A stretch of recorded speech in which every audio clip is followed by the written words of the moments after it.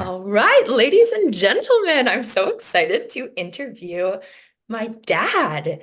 And for those of you who don't know me or don't know him, my dad is an amazing quantum psychologist, hypnotherapist, master of the subconscious mind, and he's been a big influence in my life and in my healing journey. And yeah, I'm so excited to have you here and to get to share your wisdom with my people. Hi, Sophie. Hi. Oh my goodness, this is so fun. Interviewing your dad is like it's a different dynamic and it's Yeah. fun. I remember back in 2010 when you started getting into this work and I was experiencing so much anxiety and I know that you were having your own health complications and I feel like this work actually brought us closer because I didn't grow up with you and we kind of had this bonding moment over this work, over personal development, hypnotherapy, the subconscious mind. So I would love for you to give the audience a little insight into to how you got started in this work and how it found you. As you know, I came from Hungary and Budapest. I was 21 when I left, and I had left a lot behind. I gave up a lot when I came over because literally I gave up my family. I lost my identity. I lost the language, and I had to redevelop a brand new identity, a brand new language, I had to grow brand new roots. And I was okay. I was tough like you. You just know that not everything's easy. And, I kept going. And I lived in North Carolina, where you were born, in Durham, North Carolina. I spent 5 years. And then I went to Chicago to get my electrical engineering um, diploma or my education. And then I moved to Phoenix. I got a corporate job as an engineer, and I started making really good money. And at that time, your mom and I divorced for whatever reason, complications, and that's where you were for. And that was a very turbulent time for all three of us. Mhm. And you moved to Miami with your mom, and then I moved to Boston. So then I spent 5 years in Boston, blah, blah. So what happened, I got remarried in Boston, and I always kept you in mind. Because at that point, I was like, I'm just going to go move back to Europe, back to Hungary and whatever. But I said, I want to be close to you. Now, 2,000 miles in the US was close, because there were no jobs. I was looking for electrical engineering jobs off of Miami, and there was only one on a cruise ship. And that wasn't really matching my skill set. So I said, okay, Boston is a high-tech hub, and I got a job. So that was the least, evil option. And then I did my thing. I got remarried, and remember that. And I moved back to Phoenix and I began to travel to San Diego. San Diego because Phoenix is a high-tech city, high-tech hub, and business dried up here for the high-tech. Mhm. And there was a company in San Diego called Qualcomm, and I joined the support team.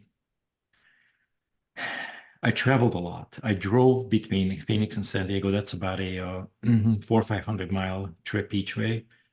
I drove out on Mondays and I drove back on Fridays, and I kind of burned myself out. And one morning I was going to work and I literally walked into the door frame. Boom. And then I collapsed. Oh, but before that, I was coming down the stairs from the second floor and I wiped out, kind of like a sack of rice.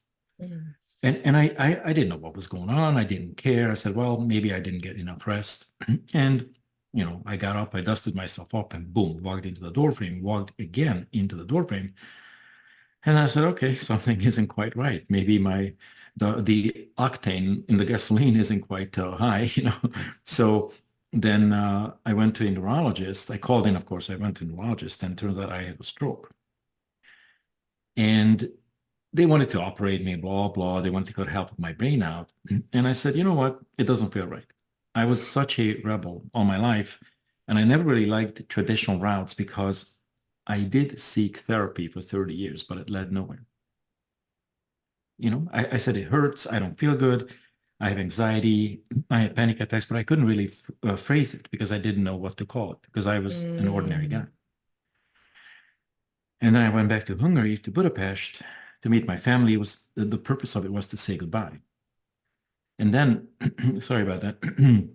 Then I met a guy, one of my brother's friends, and he gave me a thumb drive, 4 videos on it. He said, watch this. And it was about Richard Bandler, who's the father of NLP. And it was like 4 1-hour episodes. It's called 30 Years of NLP. And he basically, as he called people on the stage, he healed them in 5 minutes, the very Mm. things that I was looking for.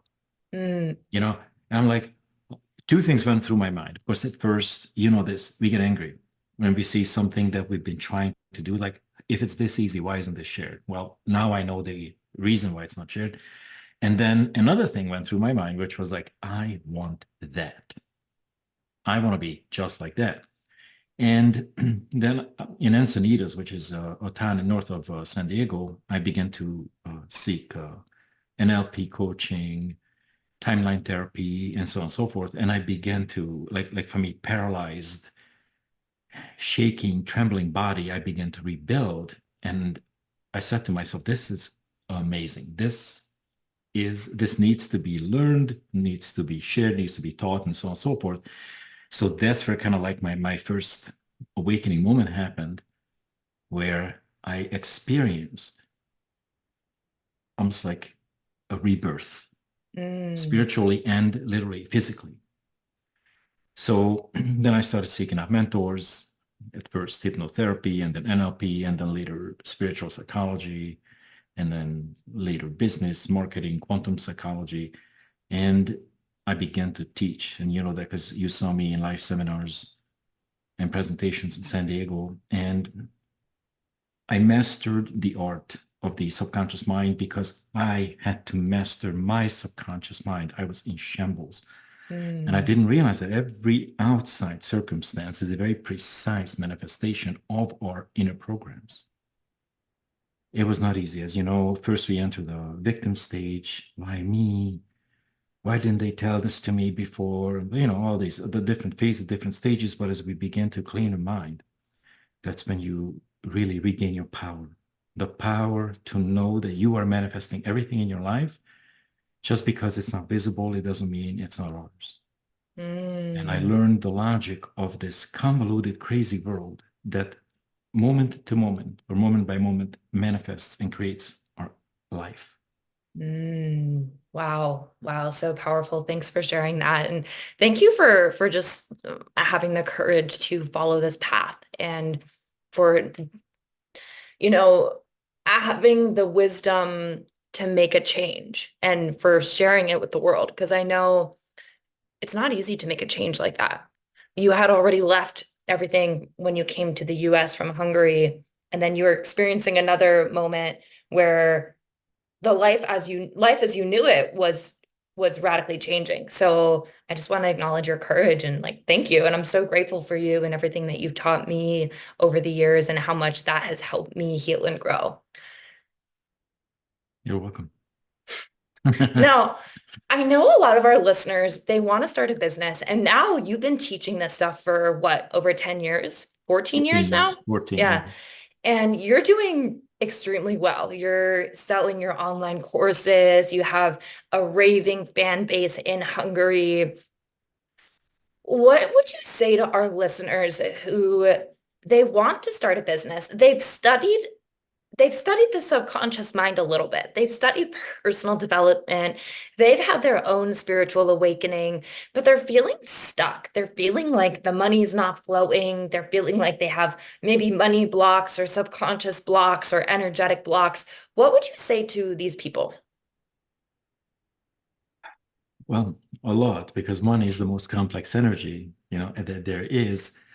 And let me say it this way, that the new world, the new earth that we are about to enter, which is a very exciting time in the history of creation, it's going to be all about small business. big jobs, corporate jobs, 9 to 5 is going to disappear. So this is the most opportune time and the most perfect time to really think of our own business. There are a few challenges with it. One is that those who have had jobs are kind of used to a certain level of safety and security. When we formulate and create our own business, maybe in the very beginning, like for a few months, there might not be revenue coming in. That's a very frightening and very odd, almost like a counterintuitive stage. Knowing the subconscious and its strategies, its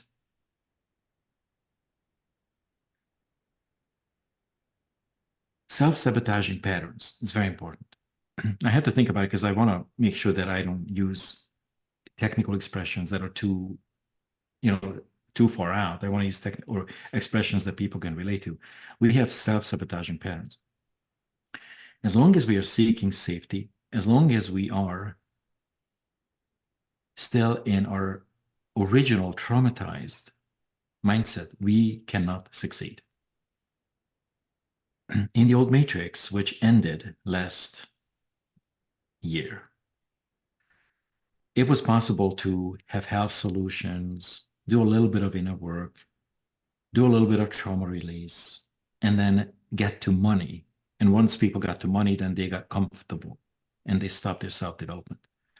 The new requirements and the new expectations is such that everybody will have money. Money is not going to be the name of the game. It's not going to be the entity that we'll be chasing. Here's the answer to your question. Come from the heart, heal your heart. One of the 14 trauma types is called heartbreak. Heartbreak is a very dangerous trauma. We don't know what's really going on, but the heartbreak is the number one reason why people cannot give from the heart and thus, therefore, cannot receive. This is the destroyer of the flow, the conscious, the flow that people talk about, the abundance. So that's one thing. Also, we've all been hurt emotionally, physically, some unfortunately sexually too. And whenever we get hurt, what happens to us is that we get so angry down here in the mind, raging. And the moment we have rages, what we are doing unconsciously is we push away opportunities. This is completely invisible. Can you relate? Can you see it? Can you feel it? Yeah, I feel it. I feel it in my heart. The self-sabotaging patterns come from here. And all it is we are rightfully angry, rightfully. That's not the point. But we don't heal this. This rightful anger will turn against us and they become self-sabotaging patterns.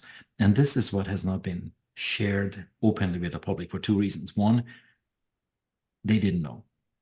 There's a misconception that people know the full recipe, and most really don't. So that's what I learned and put together as a system. And the other reason was because, and there's going to be a punch to the throat for many, but people were not asking for it. You know what I mean? Like in the old days, give me just enough that matches my low self-esteem, and then I'll be going, because we declared ourselves so deep down unworthy and valueless that we would not really continue the path. So what happened is that the celestials, our guides, they intercepted and said, you do not have permission to carry in your trauma. We're going through a miraculous time. And it comes out in two different ways. One is that we feel so much tension, so much emotional pressure. Like, where is this coming from? What's wrong with me? Nothing is wrong with you. Our ancestors' trauma is coming through us. All the hurt, all the wars, all the battles, all the divorces, all the, and the physical and all the abuse. Now, this sounds kind of heavy, but it isn't. Because here's the cool thing.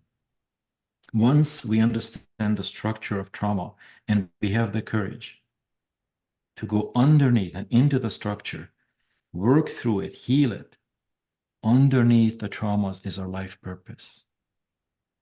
the very one thing that we have come here to do, but it's been, you know, discouraged. It was scary.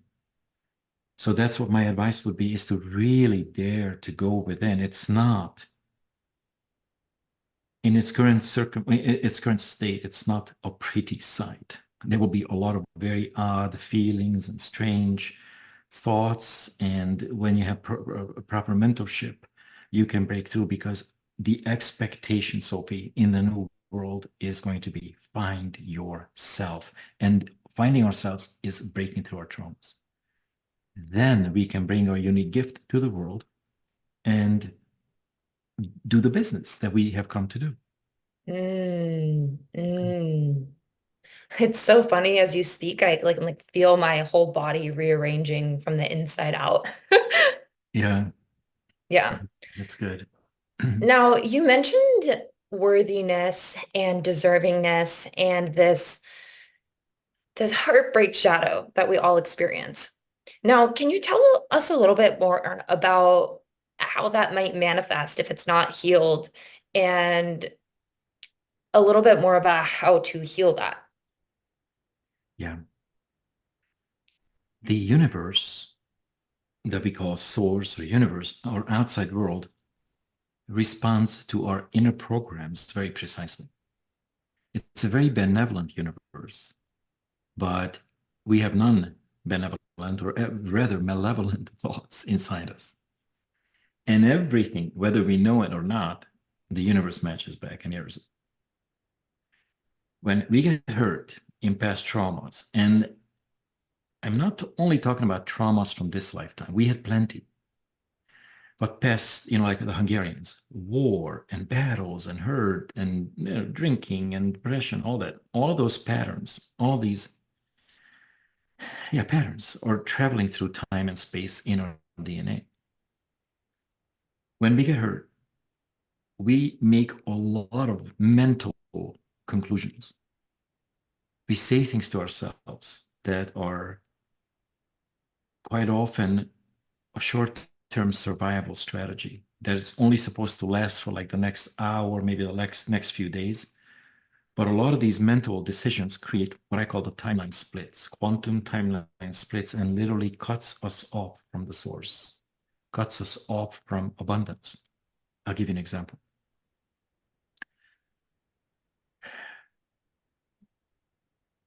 In your case, and let's kind of reach into the beehive, because I think a lot of people will be able to relate to this. When your mom and I were going through the divorce, it's a very painful, very, very painful experience for the parents and for you as well. Very often children declare that they are the fault or the cause of the divorce. And therefore, and here comes the limiting decision process, the limiting belief structure, they don't deserve to be loved. Very often they make conclusions or draw conclusions based on their limited perception or their viewpoint that maybe a harmonious family doesn't exist. Maybe that love doesn't exist. This was all part of the matrix, the inverted matrix thinking. They're called limiting beliefs. There's thousands of them. And then what we do, just because we said that it doesn't exist, we are still actively looking for them, because they're very important. Without love, we lose our mind. Without love, we go crazy, right? So part of our mind rejected it because we said it's not for us. It doesn't exist. So therefore, this very important resource now is distant, is pushed away. But a conscious part of us is actively seeking it, and we'll never find it. So we go wacko. Like, what do Yeah. you mean, right? And the many different worlds that we simultaneously process, they have to be brought into harmony. Or non-deservingness, or valuelessness, or unworthiness, all that needs to be healed and brought back home, because we cannot be successful in a business when we are traumatized, when we don't feel worthy of the rewards, when we don't feel deserving of good customers, when our heart is broken and we feel like we have to rob people or take from people in order to be successful. I give you a huge secret here. In the mid layer of the heartbreak story, there are old Robin Hood energies where we have been told that the only way to make money is when you take something away from other people. But the universe doesn't care about what we do or what we say. It cares about what we vibrate, even if we don't know about it. And the Mm, taker, the robber, the thief energy that people have been unconsciously doing is the reason why they are not well financially. You see, that's why it's so important to really know the trauma structures and go, whatever was, it has to be healed. You cannot like literally step out of it. You have to be very methodical about the release process. And then once the heart is healed through the mind, then all of a sudden the universe opens up because the weapon and the tool of an organic human is the heart. But you can't heal the heart alone because it only gives you temporary solutions. You have to clean your mind, which is your memories, your beliefs, the way you perceive the world. Then you clean that up, you clear your mind, you empty your mind, and then the light can reach your heart. Once the heart is your antenna and your guidance system, then you can really manifest wonderful things. You can share your gift. You could be authentic without manipulative patterns. And that's what the mm, new world will look like. mm. Heal your Wow. traumas, empty your mind, and then bring your gifts to the world. Mm. Yeah, it's interesting what you say about how, and I like feel like so much moving through my throat, and this has been a journey for me, and I share about it pretty openly with my listeners. But how you share about like the different archetypes of shadows and like the Robin Hood and the heartbreak. And it's fascinating how the universe is just a reflection of what you're vibrating on the inside. And it's interesting because in the new age world of manifestation and spirituality, people are teaching affirmations and like you can manifest whatever you want. But in my experience, we need to go in and heal these deeper layers.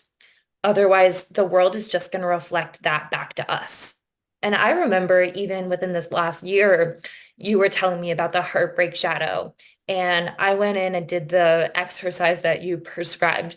Um, and my whole world started shifting. Like my dating relationship started shifting, my friendships started shifting.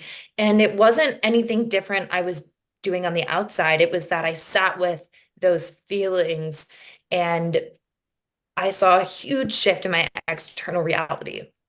But it's interesting because I meet a lot of spiritual people who they've been doing this work for a while. They're familiar with limiting beliefs. They're familiar with the concept of trauma, but they're stuck. They're not experiencing the level of abundance and satisfaction and love that they so deeply desire.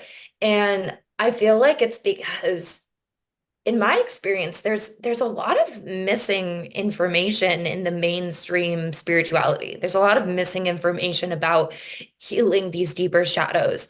And it's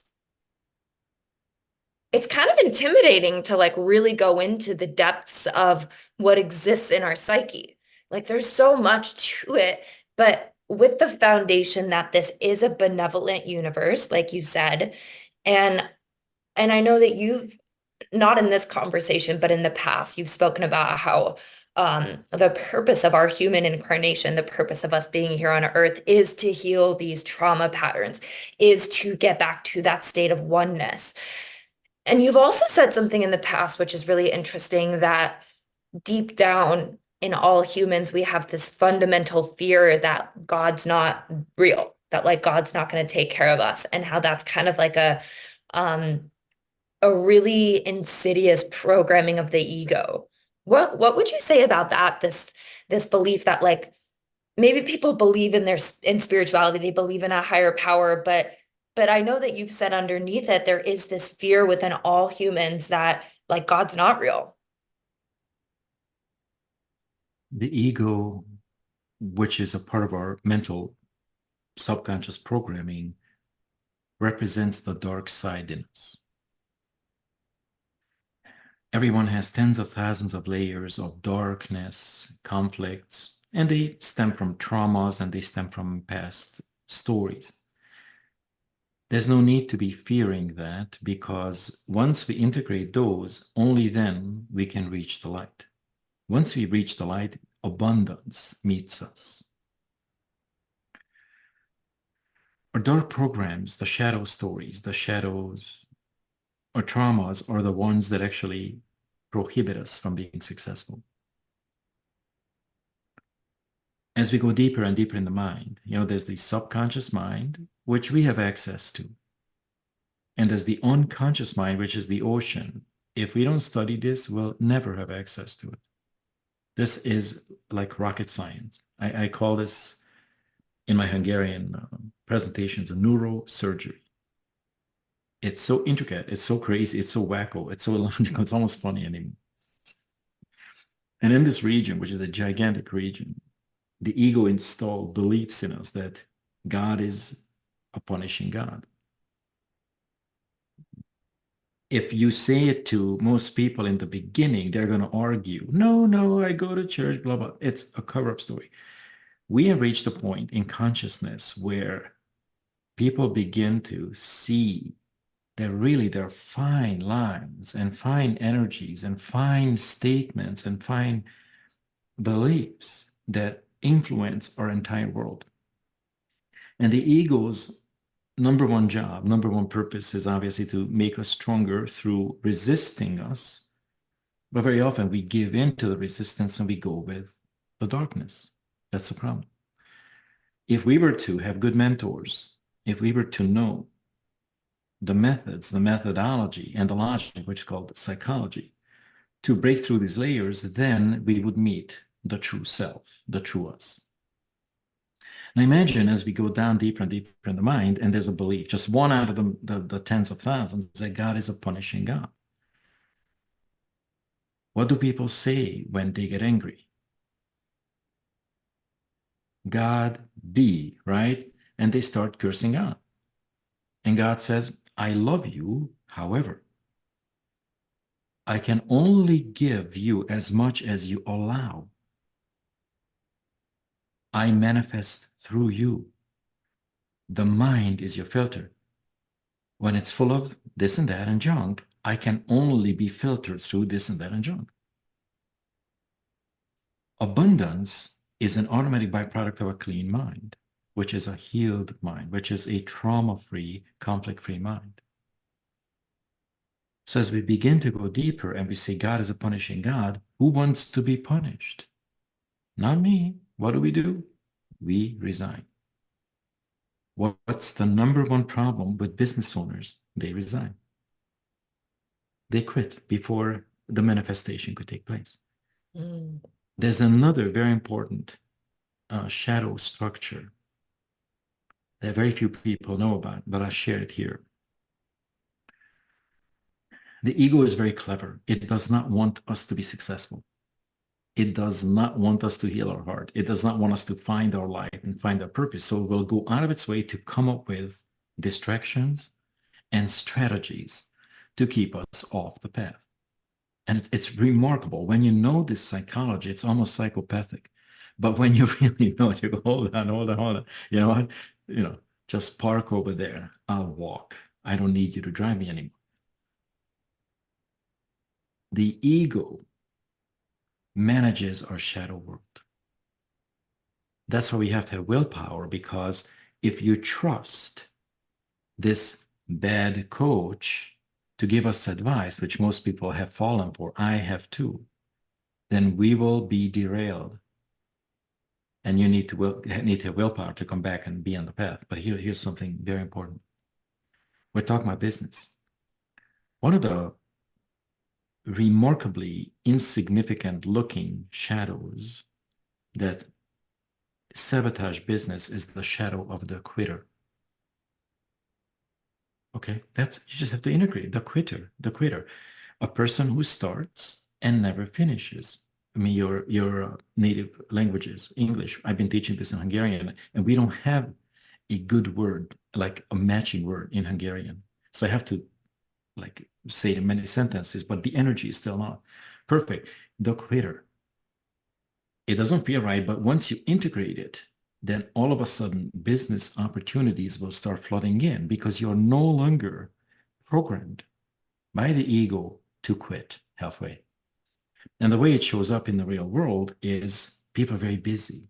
It's a cover-up story. It's called a compensation. Oh, you don't understand. I have to be here in this dance class. After that, I'm meeting my ex-father-in-law. Then I'm going to the dog grooming appointment. I don't have time. And that's the quitter, right? We don't even see our patterns. But one, that's why I mentioned this. This is key. Once you hear the quitter and its compensations, which come across as excuses, then all of a sudden a brand new world, a world of opportunities will be presented to us. Yeah. Mm.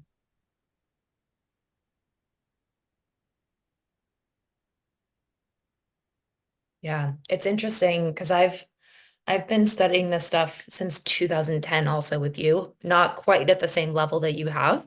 And I've done a lot of deep healing work, and I still feel like there's still more. And that's kind of the trippy part, is like there's always more.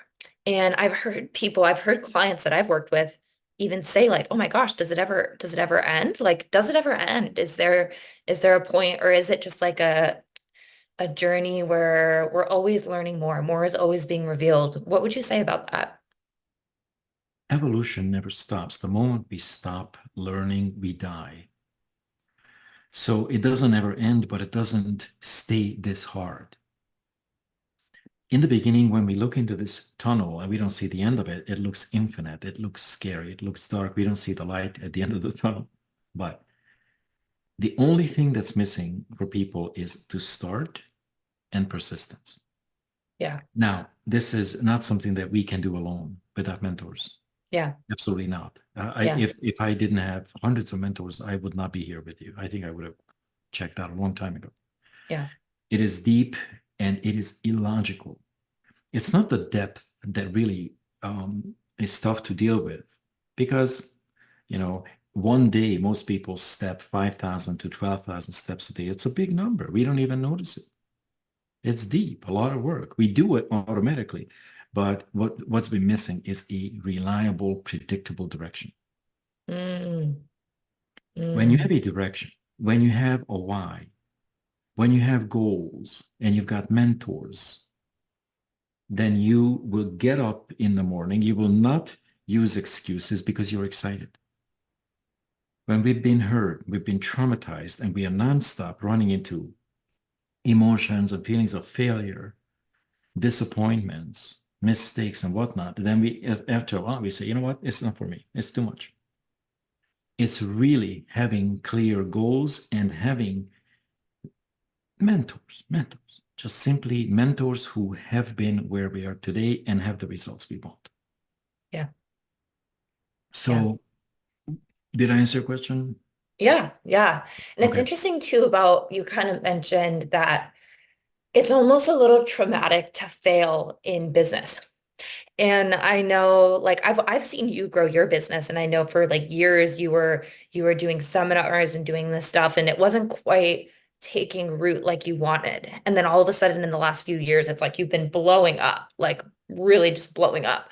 Um, and in my experience, because I've had my business for almost 2.5 years now, where it's been consistent and I've been working with clients and doing this work, um, it is it is really triggering. Like you get a no. You have a great call with somebody, and they might be interested in working with you, and then they come back and they're a no. You put something out there and it's not as successful as you wanted it to be. And then there are also those wins in the interim where it's like you have a big cash month. You have a bunch of people reach out to you from nowhere. But then there's a lot of trial and error involved in starting a business. And I know you've said to me, you're like, wow, you're so courageous. And I feel like I couldn't do what I do today without understanding the shadow work, without understanding the complexities of the mind and how like these responses to outer circumstances are really like a blessing, and they show me where I'm blocked. They show me where I'm still holding on to these deeper patterns and these deeper programs. But it's not easy, and definitely having mentors is essential. I can't imagine doing all this by myself. That would be terrifying. And it won't work. We don't Yeah, have the answer. It's almost like the reason why we go to school is because we have to learn. yeah, We have to learn the ABCs. We have to learn, writing and reading and so on. We cannot do this alone. One of the misconceptions was that if we go into meditative states, that we can just meditate and download information, we'll have what we need. That's not true. We can download 10% max, but the rest, and I said this in this interview, we have to learn. We really have to study. And yeah, you know this now. There's really no way out. Otherwise, the universe is going to circle back and, grab us and put us back and say, hey, let me show you something. You try to skip this class, no, no, no, you need this class. And then yeah, we, rebel and say, no, no, I already know it. No, the universe is, and keeps putting us back into all of our unfinished courses. And once we surrender, and this is what surrendering means, we stop fighting with the universe. In the ego's world, what we have done is we played gods and goddesses. The ego made us believe that God is incompetent. I'm not kidding. It's in everyone. And what we do, we compensate and we begin to play God, whereby we push against universal laws, yeah, which is the same thing. Like, okay, just give me the quantum answer and I'm fine. No, you're not. We have 10,000 untaken steps in between. And without these steps, we don't have the strength, the tenacity, we don't have the inner composition to be successful. yeah, But I have good news. What took me 14 years can be learned in just a few months when you have the right mentor, of course. yeah, yeah. Can you tell us about the work that you do and some of your courses and the transformation that people see within those? Yeah, I'll give you a longer answer than I originally wanted. For many years, I really was guided from above. I'm guided from above today. And I was teaching at first hypnosis and then neurolinguistic programming and then quantum healing hypnosis and other modalities, spiritual psychology and quantum psychology. But bottom line, I was basically presenting myself. I was sharing my healing journey. And this is a hugely important thing for all the coaches and all your clients. We try to be like the other. We want to be like the other. And, to some degree, you have to mimic certain things because they give you a good energetic direction. But if we don't have the courage to be ourselves, then we begin to diminish in consciousness. And when we diminish in consciousness, we will not be able to be successful. So what I'm saying is, I've been teaching a lot of seminars, live seminars, quantum seminars. Now I put everything online. It can be found on robertszentes.com. I'll share the link below and you could share yours just so people Yeah, can. I'll put it in the Um, show notes. and underneath the tab called programs, I have 3 transformational breakthrough programs. I didn't know what I know today many years ago, which is when I chunked down, when I became very specific, like, who am I? I have all this knowledge and it's just so much that I don't know how to package it. I don't know how to talk about it. I don't know what it's for. I know what it's for because I was in such a mess. Emotionally, I had money coming in 6 figures, money coming out 7 figures. It's like, wow, that's not a good strategy. So who are we? Why are we here? And we have to really peel off the layers in the subconscious and the unconscious mind.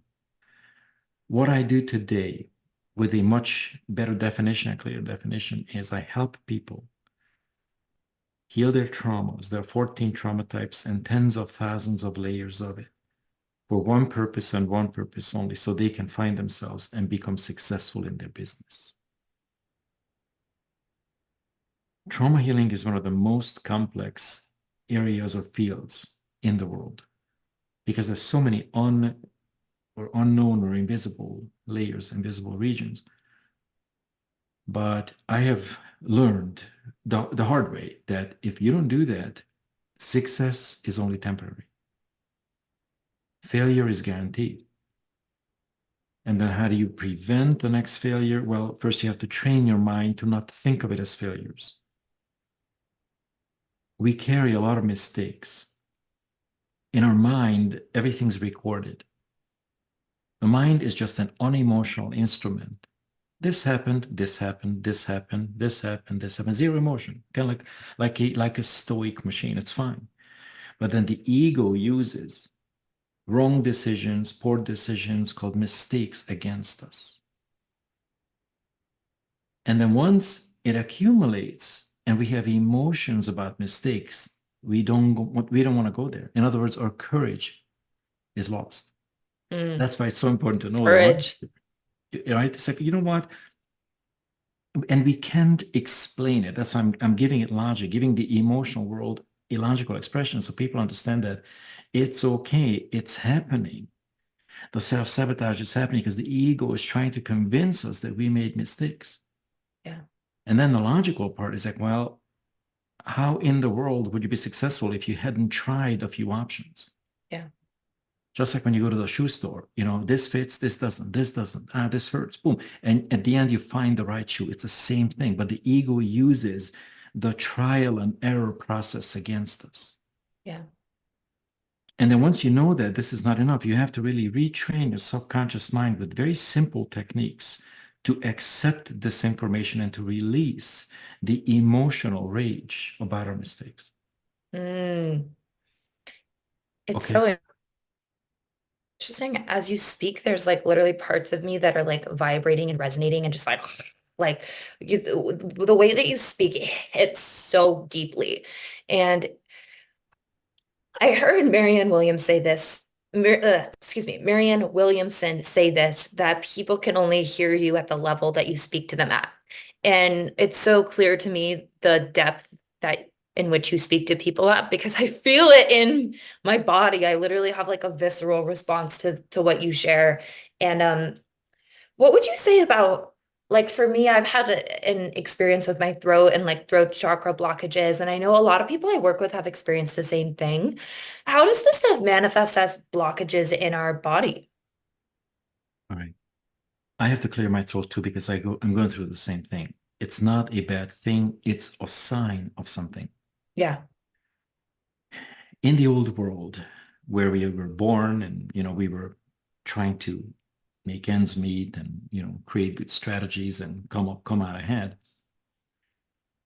it was not an honest world. Mm. We had to lie, didn't have to, but we chose to. There was a lot of lies and deceits and manipulations. The human mind contains hundreds, if not thousands of programs that are not true. The human mind contains a lot of beliefs that go against the truth. In Hungarian, we have a saying called mondj igazat, és betörik a fejed. And it literally means speak the truth and they'll crack your head open. Pretty hardcore. Now, who wants Damn, to speak the truth? that's in my DNA. Now the throat chakra block makes no, a that's what lot I'm of saying. sense. Yeah. That's what I'm telling you. Right? But if you really think Yeah. about it, it's just a belief. Yeah. What's the crazy thing to me is about some of these beliefs is how insidious they are, how difficult they are to recognize. And it's like, Yeah. it's not like they're obvious. It's not like there's a neon sign flashing that's like, this is what you're believing. it's so subtle, the subtleties of these beliefs. And you really have to get good at understanding the vibration of the subconscious mind. Because the other thing, too, my opinion, is that, all of these words that we use to describe our feelings, they're made up, right? Like we're trying to decode vibrations of our subconscious mind. And sometimes the words I feel like are inadequate. There's no way to really put words to the vibration. So there's subtleties to it. There are nuances to it. It's not obvious of like, this is what you're vibrating. This is like what the belief is. This is what the trauma structure is around that. It's like going into the energy of it, like what is the energy? What is the thought pattern? I love in the shadow exercise that you've taught me, like you go in and you figure out what does it want, right? Like what is this part of you? What is it crying out for? That's kind of how I like to look at it. And just how much healing power comes from like having a loving curiosity towards the sensations that we feel in our body, Yeah. not judging it, not making it wrong, not being like, fuck this part of me, but being like, oh my gosh, like, whoa, like there's a part of me that's crying out for something. There's a part of me that's, vibrating. If I speak my truth, then I'm going to have my head cracked Exactly. open. And Exactly. there's just so many nuances to it. And I do agree with what you said about working with mentors. Even just too, like the power to be honest and to be vulnerable. And that's been really healing in my journey of being like, I don't have it all figured out. I've done a lot of this work. I know a lot, but I still don't know it all. Like I don't even know what I don't know. And I think in my experience, and I see this in people get turned on to spirituality. They get turned on to subconscious healing. And that almost like produces this arrogance within us, like, oh my God, like I get it. Like I have the answers. And then when we realize how much we still don't know, how much there is still to learn, and how humbling that is, but also like freeing at the same time, because it's like, I don't have to have all the answers. There's more to learn. And I know that the answers will be revealed. And that to me is just, it's really freeing. Yeah. I want to say two things. One is back to the throat. Those who have throat problems, you mentioned that I have been going through it, and daily I clear it and it's energies. We are Totally. supposed to be using our voice Yeah. to help the world. Yeah. So our vocal communication is something that is in our soul contract. We are supposed to be doing what we are doing here, is to speak, to talk, to Yeah. share, and to encourage people through the voice. And in this process, because we've been programmed for potentially millions of years, it's coming to the surface. Yeah. Some things will dissolve on their own, and some things we have to consciously you heal with the techniques. The other thing they mentioned is we don't know what we don't know, and then the infiniteness of the Yeah. world Yeah. Ooh, yes. is it goes into a quantum psychological part. In the very beginning stages of spiritual teachings, we go through the four stages of learning. Unconscious incompetence. We don't know what we don't know. Then we learn, oh, I didn't know this, but I'm interested. You now know you don't know. I don't know how to do this. You're consciously incompetent. And then you begin to practice and you begin to do it. You fall, you make mistakes. This is what the ego uses against us in the learning process, where it should be exciting. But the ego goes, nah, nah, nah. It's kind of like a psychopathic bad teacher. And then once you do it enough, you master it, and then you go into unconscious competence where you just shake it out of your little finger. Now, in the very first stage, we don't know what we don't know, is our ignorance. Ignorance is our core shadow world. We are horrified of this. We are so ashamed of this. Oh my gosh, what happens if they find out that I don't know something? What happens? We don't know what we don't know. It's part of the game. And the moment you integrate that, the moment you're willing to go past that wall, the quantum field opens up and you begin to be gifted with the universe's gifts. Mm. Now, as we go down in the deeper mind, in the quantum mind, the ego rules this dark region and it's very arrogant. Arrogance really is a deflective process of the ego where it wants to discourage us from digging deeper and going deeper. And it's also masking our ignorance. Now, if you accept these structures and not shame them any longer, which means you integrate them, Yeah. then the ego cannot build this wall up in front of us time and time again. And you're actually going to be able to penetrate through the wall and have access to what's beyond the wall. Yeah. And this is what's very important for your audience. When we break through that wall, we don't have to know everything because the universe takes over. The emptier the mind is, the more we have access to the cosmic library. If I don't remember something I ask, what's the answer? Boom, this is the Yeah. answer. I would have never known. And they also do the same thing, carrying, they do the heavy lifting. Part of the ego and God's battle that's in us. The dark side and the light side is in competition inside us. That's why we have to heal the dark side. So our guides, the universe, can really help us. We have rejected help Yeah. over the time, over the centuries and the thousands of years. And this is what we have to like really become aware, not be angry. Yeah. Just what was, and then clean these traumas so that we don't hold grudges against the universe.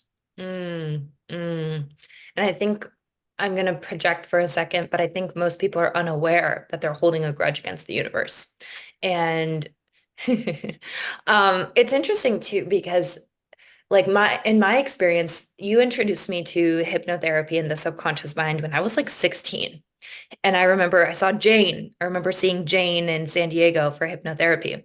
And I had a tremendous spiritual breakthrough at 16. And I went from having debilitating anxiety to the point where I literally couldn't even leave my room. I would have these major panic attacks to understanding how my thoughts were creating that anxiety and dramatically shifting my relationship with it. And for years, I walked around with this arrogance. And then I did the hypnotherapy and the NLP training and some of that work with you. And I thought that I knew it all. And it's so funny. I mean, I was so young. So I like look back and I have so much love and compassion. But just in my experience, how much courage and how vulnerable it is to admit like I don't know it all, you know? Yeah. And I think a lot of people have shame around not knowing it all. And there's this like false idea that we need to have it all figured out in order to be successful or in order to make a big difference. What would you say about that? Do you think that you can still have a really successful business, be a successful leader, be a successful entrepreneur, and and still be learning and growing? Yes, of course. I love the question because I went through it too, such as I still have to learn this in order to be credible. I still have to know this in order to be blah blah blah. Won't be so that the people outside won't stone me, won't throw rocks at me. Yeah. But what's really true, if you want to simplify the recipe, is that the world is very complex. We are very complex. And if we solve, say, we have one problem, anxiety, and we figure out 10 reproducible steps that truly helped us, that's already a recipe that millions of people are craving and wanting, and they are sadly and desperately trying to search the internet and not finding, the answer. So in other words, even our smallest successes can be packaged, and there's tremendous need for it. One caveat, however, it has to come from the heart. Mm, In the mm. old in the old days, like, okay, let me sell this, I'm going to make millions of dollars and help people overcome, and then kind of like having the revolving door attitude, come and go, and I don't care. No, you went through it, you own it, you release the shame of it, and then you say, you know what? The saying goes that you know this, that the more personal something is, the more universal it is. So in other words, we think that, oh my gosh, something is wrong with me, I have anxiety. Everyone has anxiety until we heal it. Yeah. And then once you heal it, you develop your own strategy, your own method, your own healing steps that's unique to you. Your clients are going to be just like you who need exactly those steps. It like makes me want to cry. Yeah. So in other words, Like really strikes a chord in me. yeah, because we are at the threshold or in the beginning of a brand new world called New Earth. I think it's obvious. Humanity is awakening. There's a mass awakening happening. Yeah. In the old world, it was the devil's world, the ego. It was all about competition, arrogance, flaunting, who's got the big house and big boat. In the new world, everybody will have plenty of goods. You don't have to flaunt anything. You just have to share your heart. A totally Yeah. different kind of approach. And in this world, in the old world, we competed in the physical plane, financial plane, competed in the mental plane, who's smarter, who's bigger, who's faster, blah, blah. Here, all you have to really do is own your unique life code that God gave you. Nobody has this. Only you. It's like a digital key, a digital code that is assigned to you at the soul level. You have a gift that when you unpack it, no one can compete with you, and millions will be desperate for your business. It's Yeah. true for you, true for me, true for every single person on this planet.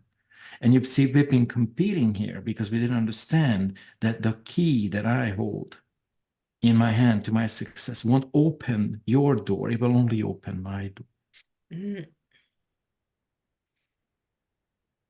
so good. Oh my gosh. Yeah, it makes me emotional because I just think about like honestly, like this whole conversation, I've just felt a huge energetic shift because I look at like where I was and how much darkness I lived in and how disconnected from my spirit I was, even knowing a lot of this stuff for so many years, just like in 2017, I had the DUI experience. I got arrested and that was like a whole breakthrough where I was like, holy shit, like I think there's more underneath the surface that I'm not addressing.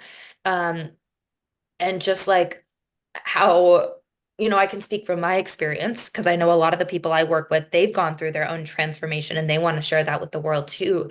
But like my transformation, how it's vulnerable and it's courageous to like go out into the world and be like, yo, I went through this. This is what I learned from healing this situation, from healing these patterns within myself.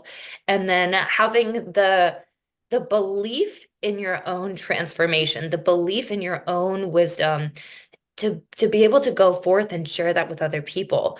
And it's interesting, and you and I have kind of spoken about this in business. A lot of the business coaches and people teaching business, it's like, follow this framework and like get the results. And I feel like it kind of takes us away from that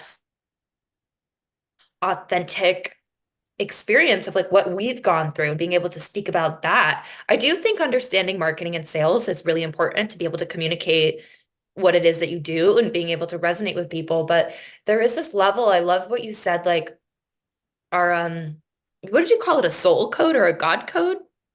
Life code.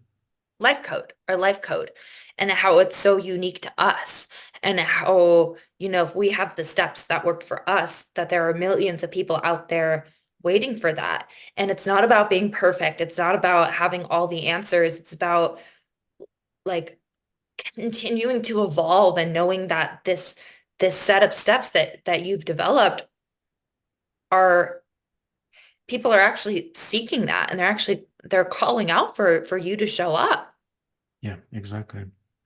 Now, the old world was very complicated because it had a lot of tricks and trickery in it. So in order to adapt and survive and make money, we had to do reuse. We didn't have to. That's, subconscious language, these are called modal operators of necessity. We don't have to do anything unless we choose to. That's kind of like a disempowered statement, but we have to, but we have chosen to be in that needy or powerless state. Now, um, in the new world, and it's starting like in a week, what you just said. Strategic marketing won't work. You feel it. It's kind of like diminishing in front of our eyes. Yeah, And you still have to share what you have, what you worked through, what you offer, because how would people know? But kind of like the hurtful, punching in, people in the throat kind of approach. If you watch a lot of the YouTube commercials in between, your movies or your songs, they're mean, they're nasty. They certainly create emotions, but that will not work in the new world because we don't have to hurt each other anymore. We just have to bring our attention to the destructive patterns so we don't have to carry them on. You know what I mean? And authenticity shall replace the pushy approaches. And authenticity means, just so people understand, because a lot of people think that authenticity is that we are screaming and putting out 10 angry memes on Facebook a day, or, that's not authenticity. Well, maybe it's authentic for the moment, but authenticity, your authentic self, is where you share your story and you're on the path. I said, this is what my heart tells me to say. This is what I want to share. Authentically, I want to throw up. I'm so nervous, but I'm here because my higher self asked me. That's totally. authenticity. Totally. You know what Yeah. I mean? Yeah. And it's interesting how you say that. Um, and I love like your thoughts on this too, because in my experience, and I've talked to very successful people about this too, having fear, but taking action anyways. Like understanding, doing the shadow work, like sitting with those emotions, integrating. Ideally, you would collapse those feelings. You would collapse and integrate them by understanding, what is going on in the subconscious mind and being able to integrate that. But I do feel like showing up and sharing your soul's work with the world, it does trigger us and it is scary. And Yeah. it's not like it Yeah. stops being scary. I think it's just that you become more courageous. What are your thoughts on that? Yeah, for sure. The biggest mistake that people have made that they didn't take action. There's sort of an underlying thought or thinking pattern, and it's managed by the ego, of course, is that sit back, do the inner work, do nothing, and magic happens. Well, it's not true. Yin yang, the masculine, the feminine have to be, like dancing. Taking action is masculine. Healing the mind is feminine. If we only work with one half of the equation, the taking action is missing. So the masculine, the yin yang is not complete. Now, here's why it's important. When we take action, as you said, only then we'll meet the next level. We don't know what we don't know. It's like, wow, I thought I was cool till I ran into this thing. Oh my God. So we retreat and we work on that. We release that fear and then we go back. It's kind of like a ratchet. 2 steps forward, 1 step back. 2 steps forward, 1 step back. And that there's no way around. Here's a huge thing that's very important to know. When we don't take action, in spite the fear, what we program ourselves to do and believe is that we are not capable. We literally destroy our self-esteem through our inaction. Now, if we only do action and not clean the mind, then we'll burn out because we are going against the gigantic gorilla or the mammoth that contains our unconscious program. So you have to be courageous, take action, and you either do it or don't. In the past, we used to be really angry about the lack of success. Now what we do is, okay, I see this part works, this hurts. Let's retreat, heal the hurt. Let's do it again. We never did it again. Okay, so consciousness or conscious understanding of the process is that our unconscious mind will permit anything when it's in alignment with what we want, what we say we want. Okay, so the masculine, the doing, the action will give us the self-confidence, will give us the self-esteem, and also, Sophie, what also gives us self-esteem is when we go back and heal ourselves. Because why is this horse spinning instead of like galloping and doing what I dreamed or dreamt about last night? Well, because it's got its own programs. And when you learn how to ride the horse correctly, it's going to take off with you. And I'm saying this because a few days ago, we were actually out hiking, the same path where we took you on. And there were a bunch of horses that came and I pulled over, and one horse literally in front of me started spinning. I think it got spooked by another guy that was standing next to me. And the guy was the spinning horse was the tour guide, the horseman, so it was very skilled. He reached down and touched the horse's neck and said, "It's okay." So regain control. But that's how we work too.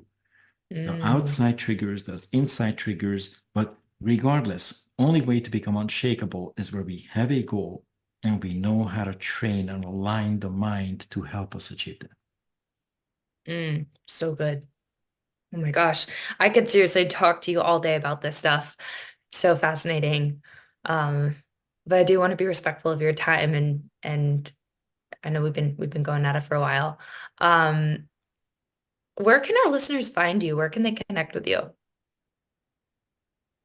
The main website that I have is robertszentes.com. I will post the link underneath.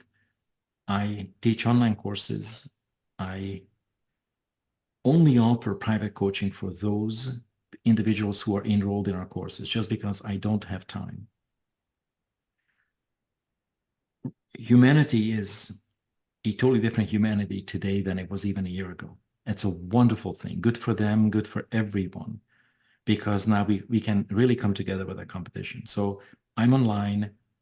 I'm a twice best-selling author, one in English, one in Hungarian, and yeah,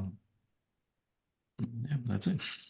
And that's it. Yep, that's it. Awesome. Uh, Yay. Thank you so much for your time and for sharing your wisdom and for your commitment to this work and for everything. Honestly, like you've changed my life so deeply through sharing this stuff with me. And I'm just so eternally grateful from a soul level for you and that you're my dad. you're awesome. I love you. I love Yes. you too. All right. So cool. So thanks again. I want to say thank you because it was such the first time that we have done an interview like this. Yeah, It's such a different dynamic than us meeting in San Diego or like when we were together for Christmas in Sedona, because this is such a different level. This level goes above and beyond the family dynamic. It goes into serving others. It goes into sharing your yeah, gifts, your message, mine. And this is what the new world will be all about. Uh, totally. Totally. yeah. So good. All Awesome. I right. love you. Love you too. Take care.